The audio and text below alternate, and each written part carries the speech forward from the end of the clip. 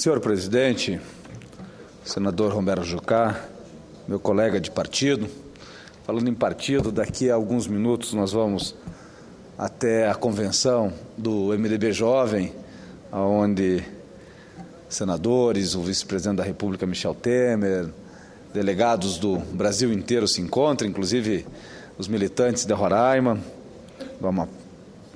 Senhor presidente, teremos amanhã também uma convenção nacional do nosso partido, PMDB, que é o maior partido do Brasil. Mas não é esse o assunto que me traz à tribuna no dia de hoje.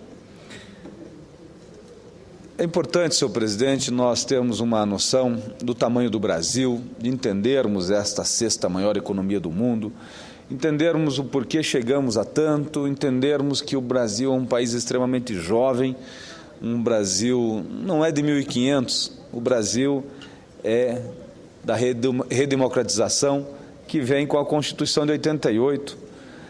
Lógico que nós avançamos muito no Brasil até ali, mas economicamente nós começamos a mudar a partir de 88. E é sobre isso que eu venho falar hoje na tribuna, sobre a economia do Brasil. Na manhã de terça-feira passada, foi eleita na Comissão de Assuntos Econômicos do Senado Federal a nova mesa diretora dos trabalhos para o biênio 2013-2014. O senador Lindbergh Farias foi eleito presidente da CAI e eu tive a honra de ser indicado pelo meu partido, o MDB, o PMDB, e ter meu nome aprovado pelos meus pares para exercer o cargo de vice-presidente da Comissão de Assuntos Econômicos.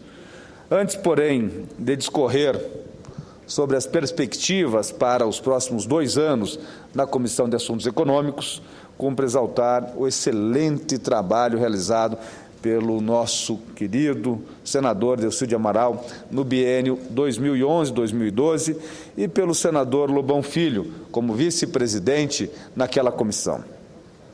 Senhoras e senhores senadores, no momento em que o Senado Federal inicia uma nova sessão legislativa, a agenda econômica nacional cresce em importância e merece mais a nossa atenção.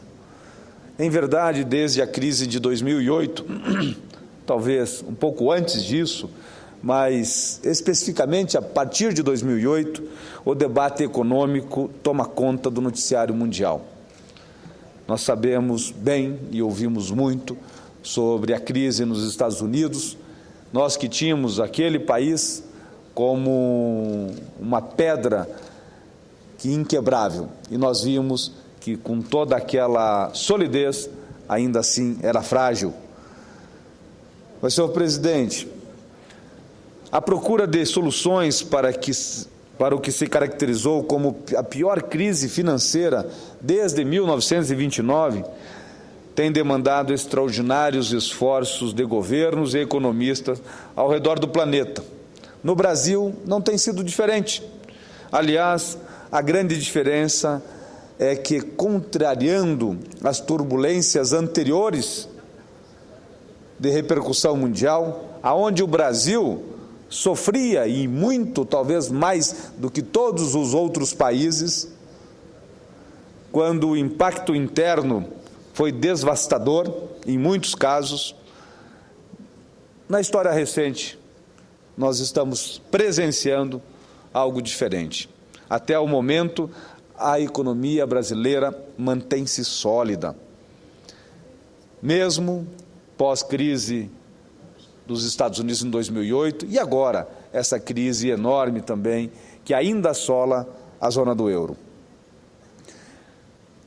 Pois com o mesmo crescimento, mesmo com o crescimento abaixo de 1% em 2012, não podemos deixar de considerar outras variáveis macroeconômicas bastante positivas no período, como a taxa de desemprego em torno de 5,5% no Brasil, praticamente pleno emprego, ou seja, se compararmos com alguns países, mesmo os Estados Unidos, que chega perto de 8%, mas países, por exemplo, a Grécia, 27% de desemprego, a Espanha, 26%, e outros tantos países da Europa, com desemprego acima de 20%.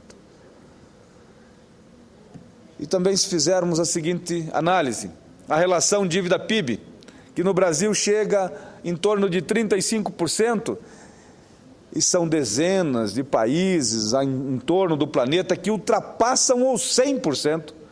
Os Estados Unidos da América, nós estamos acompanhando no debate econômico mundial a briga do governo federal, do presidente Obama com o Congresso Nacional, para aumentar ainda mais a sua capacidade de tomar dinheiro emprestado, de aumentar a sua dívida. Lá, a dívida PIB já é superior a 100%. E o Brasil não chega a 35%. A dívida PIB. Senhor presidente, se nós analisarmos as reservas internacionais, no Brasil, nós temos hoje 380 bilhões de dólares em reserva. A maior de todos os tempos neste país. E se nós considerarmos, senhor presidente, que somos hoje o terceiro maior credor dos Estados Unidos, o Brasil é o terceiro maior credor dos Estados Unidos da América hoje, atrás tão somente da China e do Japão. Nós que éramos refém do FMI até poucos anos, vivíamos as regras do Fundo Monetário Internacional pelas dívidas que tínhamos perante aquele fundo. Este é o Brasil, Brasil recente, mas um Brasil forte. E é esta reflexão que eu trago hoje à tribuna. Ou seja, senhor presidente, é indiscutível o êxito do governo brasileiro de evitar que a crise internacional produzisse reflexos ainda mais danosos ao mercado financeiro e ao mercado doméstico, especificamente. Isso não significa dizer que não haja desafios e obstáculos significativos a serem enfrentados para que a economia brasileira mantenha a solidez e possa retomar os patamares mais elevados de crescimento. Daí a importância da Comissão de Assuntos Econômicos, na promoção de debates e, sobretudo, na votação de matérias que promovam a eficiência e a melhora do nosso ambiente econômico. Em seu primeiro pronunciamento, como presidente eleito da Comissão de Assuntos Econômicos do Senado Federal, o senador Lindbergh Farias apresentou alguns pilares de trabalho na comissão. O primeiro tema a ser tratado será a questão do Pacto Federativo. Tão falado, tão comentado, tão preocupante para nós brasileiros e para os estados e as unidades federativas também como municípios. Aliás, nada mais adequado, tanto pela urgência do tema, quanto pelo fato de que as principais medidas legislativas já estão em curso. Temos a reforma do ICMS, que será abordada através do projeto de resolução do Senado Federal número 1 de 2013, originário do Poder Executivo e cuja relatoria é de responsabilidade do competente senador Delcídio Amaral. Trata-se da unificação das alíquotas do ICMS, uma das mais antigas demandas do setor produtivo nacional. A continuação, portanto, do aprimoramento e da simplificação do nosso sistema tributário. Juntamente com a apresentação da resolução, o governo federal já editou a medida provisória 599 de 2012, que trata da compensação financeira de eventuais perdas de arrecadação decorrentes da unificação das alíquotas do ICMS e cria o Fundo de Desenvolvimento Regional. Ou seja, em alguns meses, o Senado Federal, em conjunto com a Câmara dos Deputados, poderá dar uma resposta muito significativa à sociedade brasileira no que se refere ao fim da famigerada guerra fiscal, que tanto dificulta a vinda de investimentos estrangeiros ao Brasil.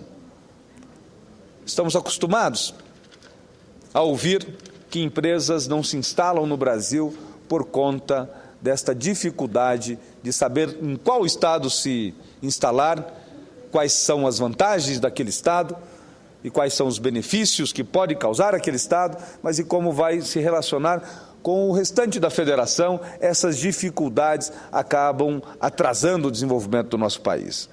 Outro tema ligado ao Pacto Federativo corresponde à repactuação da dívida dos estados, Distrito Federal e dos municípios.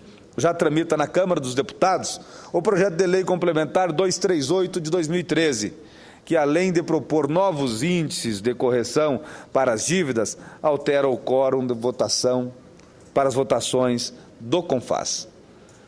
Outro avanço significativo para a Federação Brasileira. Ainda temos, senhor presidente, o debate com data marcada para a votação no plenário do Senado em 19 de março, está prevista, em torno dos novos critérios para a distribuição do FPE, o Fundo de Participação dos Estados. Trata-se, portanto, de uma agenda legislativa intensa e muito importante para conferir maior funcionalidade ao sistema tributário nacional e ainda aprimorar o nosso pacto federativo. O segundo ponto destacado na fala do senador Lindbergh é também ressaltado em meu breve pronunciamento naquele dia da eleição. Foi o incentivo à competitividade no país. Tenho falado permanentemente que nosso maior desafio é exatamente reduzir o absurdo custo Brasil, problema disseminado em nossa economia através da nefasta corrupção, da inexplicável burocracia, das limitações em nossos modais de transportes, do custo do nosso dinheiro, da elevada e complexa carga tributária, e outros fatores que impactam, senhor presidente, diretamente no custo dos produtos consumidos pelos brasileiros, ao ponto de nós fazermos uma comparação simples. Quanto custa um automóvel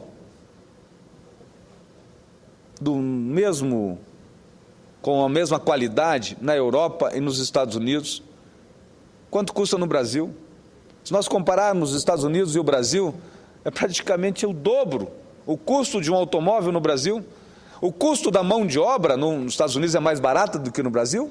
Não, não é. Não tenho dúvida disso, que um operário que trabalha numa montadora nos Estados Unidos ganha igual ou maior do que um operário que ganha no Brasil.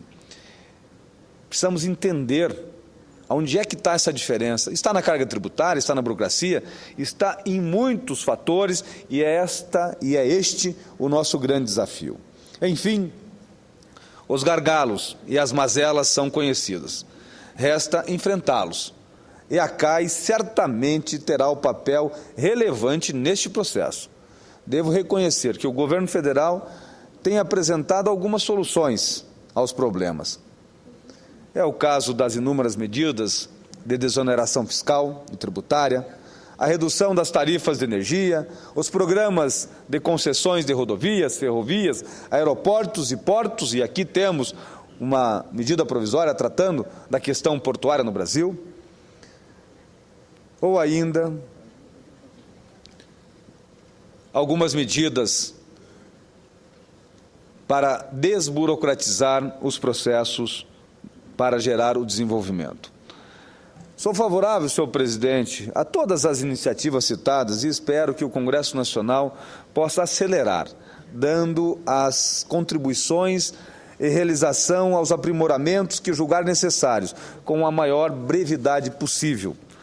A verdade, senhoras e senhores senadores, meus caros telespectadores da TV Senado, ouvintes da Rádio Senado, é que o Brasil se tornou um país caro. E a nossa competitividade em vários setores é pouco expressiva. Vivemos um mundo globalizado e cada vez mais competitivo. A tendência no curto prazo é que de ainda mais competição, especialmente depois das principais economias da Europa saírem da crise, depois de reduzirem os seus custos e aumentarem as suas produtividades. Neste ano, senhor presidente, senador Romero Jucá. Encerrando, faço a seguinte reflexão. O Brasil completa 25 anos da sua mais recente Constituição, a Constituição de 88. 25 anos de existência. E desde então, sua capacidade, a capacidade brasileira, superou várias etapas, como, por exemplo, as eleições diretas. Conquistamos a estabilidade econômica, a sonhada moeda forte, agora temos a inclusão social, a elevação do poder de compra dos brasileiros, especialmente dos mais pobres. Mais ainda, temos que enfrentar, agora, neste momento, os gargalos da infraestrutura, o desafio da competitividade e da eficiência do país. Se nós assim não o fizermos, nós que somos um país de zona tropical, onde produzimos o ano inteiro, vamos perder em competitividade para os norte-americanos ou para os europeus, que a vaquinha tem que ser presa num celeiro durante o inverno, senão morre congelada no campo. Nós, se não adotarmos medidas eficientes e eficazes, vamos perder em competitividade ainda mais. Assim como já evoluímos em muitos aspectos nestas mais de 2 décadas, tenho a convicção de que com o trabalho e vontade dos agentes públicos e privados haveremos de nos tornar uma economia eficiente e desenvolvida.